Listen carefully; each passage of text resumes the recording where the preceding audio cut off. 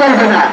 এবং আমরা বলতে চাই ইতিমধ্যে লঙ্গরখানা আমাদের চলছে, এই লঙ্গরখানা চলবে আমাদের যতক্ষণ পর্যন্ত চুক্তি বাস্তবায়ন, এই কামালকে এনে আমাদের সামনে এনে বাস্তবায়ন করতে হবে, আমাদের এই শ্রমিকদের দুর্দশা নিরাশা করতে হবে। এই যতক্ষণ করতে না করে ততক্ষণ আমরা এখান থেকে ফেরবো না। ইতিমধ্যেই আমাদের লঙ্গরখানা চালু হয়েছে। আজকে শ্রমিকরা তারা ভাবছে যে আসলে শ্রমিকরা থাকবে না, শুক্র শনি সমস্ত অফিস আদালত বন্ধ, ওনারা মনে করছে শ্রমিকটা থাকবে না। আসলে এটা প্রমাণ করে দেয় যে আসলে ব্যারিস নিউটনের কামাল সাহেব যে জালিয়াতি করেছেন। আমরা কালকে যখন ওই আইজির শ্রমিকের সঙ্গে যখন লিস্টের তালিকা করতে যাই, আমরা দেখতে পারি একজন শ্রমিকের 3টা আইডি কার্ড, একজন শ্রমিকের 3টা আইডি কার্ড পর্যন্ত আমরা পাই। সরকারি বাস্তবায়ন 12,500 টাকা মজুরি, সর্বনিম্ন হেল্পারের মজুরি প্রচলিত থাকে 12,500, প্রায় সেই শ্রমিক প্রায় 8,000 টাকা, প্রচলিত থাকে 17,000 টাকা, 14,500 টাকা, সে বেতন পায় 10,000 টাকা। ইতিমধ্যে আমরা সুন্দরভাবে লিখিত আকারে ছাড়পত্র দিয়েছি, লিখিতের মাধ্যমে আমরা সমস্ত কিছু দিতে পেরেছি। পুরান জয়নিং ডেট সে চেঞ্জ করে নতুন জয়নিং ডেট সে দিয়েছে এবং আইডি কার্ড সহকারে আমরা তাকে প্রদান করে দিয়েছি। সে কারখানার অঙ্গ করে এবং শ্রমিকদের স্থানীয় লোকজনকে হুমকি দেয়, হুমকি দেয় এবং হয়রানি নির্যাতন বন্ধ করতে হবে। বাংলাদেশ গার্মেন্টস ও সোয়েটার শ্রমিক ট্রেড ইউনিয়ন কেন্দ্র, জাতীয় প্রেস ক্লাবের সামনে, রাজধানী ঢাকা।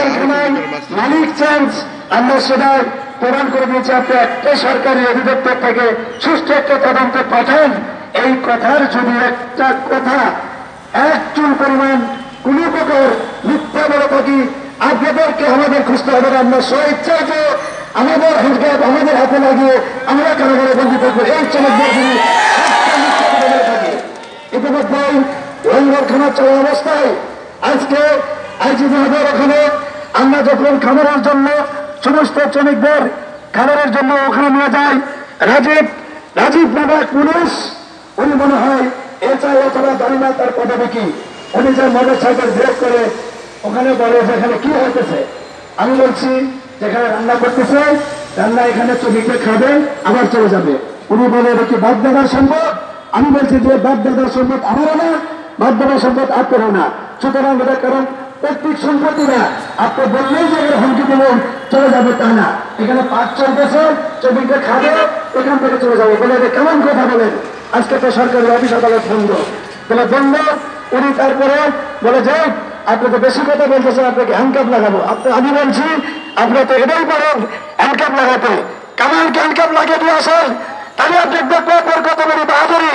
সেটা না করে আপনি সাধারণ আমাদেরকে হ্যান্ডকাপ লাগাতে চান, এত বড় ক্ষমতা আপনাকে দিয়েছে, এটাই আপনারা পারেন। সেটা বাস্তবতা। আমরা দাঁত ভাঙ্গা জবাব দেবো এবং প্রশাসন ভাইদেরকে বলতে চাই, আপনারা সবসময় মার্কেটিংয়ে যান না, সবসময় মার্কেটিংয়ে যান না। শান্তিপূর্ণ সমাবেশ, শান্তিপূর্ণভাবে আমরা ধর্মঘটে আছি। আমাদের যদি কোনো ম্যাচ দিয়ে আগুন জ্বালাইতে চান, সে আগুন কিন্তু মোবাইতে পারবেন না। স্পেশালি বলতেছি, আমরা দেখেন বেআইনি ভাবে কোনো ধর্ম করে যাচ্ছে কিনা, বেআইনি ভাবে কোনো কাজকর্ম করতেছে কিনা। সুতরাং আমাদের ব্যারিসের শ্রমিকদের আমরা বিজয়ের জিনিস, বিজয়ের আইনগত পাওনা দিই।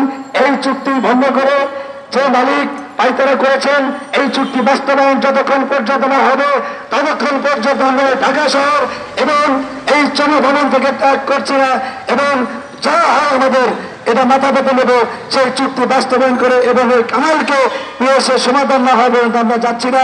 সেই আশাবাদ ব্যক্ত রেখে আমি আমার কথা বলা শেষ করছি। ধন্যবাদ। মজদুর রাখো। প্রিয় ভাই ও বোনেরা, এখন আপনাদের সামনে বক্তব্য রাখবেন